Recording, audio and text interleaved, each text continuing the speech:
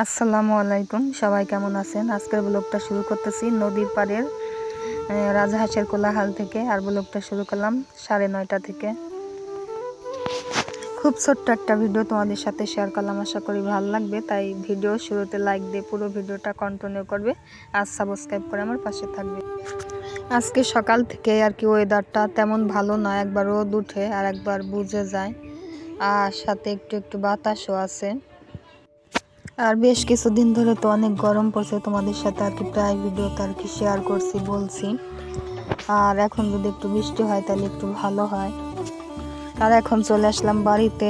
আর এই তো দেখো থালাবাটি ধোয়া, আর গতকাল রাত্রে আর কি খাওয়া দাওয়ার পরে রাতে আর কি থালাবাটি ধুয়ে উপর করে রাখছি।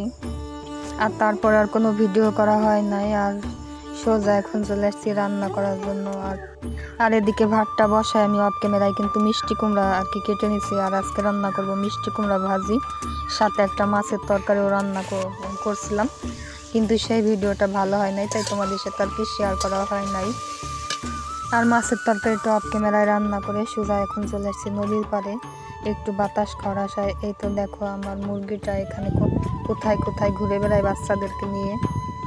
আর যে দুইটা মুরগি আছে বাচ্চাদেরকে নিয়ে থাকে আর কি, এই মুরগিটাকে আর এই বাচ্চাগুলোকে দেখতেই পারে না। আর সারা নদীতে আর কি একটুখানি কি আর কি আমাদের বাড়ির সামনে একটুখানি আর কি পানি আছে। আর সমস্ত রাজহাঁস কিন্তু বাচ্চাদেরকে নিয়ে এইখানেই থাকে। আর নদীতে হাঁস দিলে তো তাও এখন পাহারা দিতে হয়, নাহলে কুকুরে নিয়ে যায়।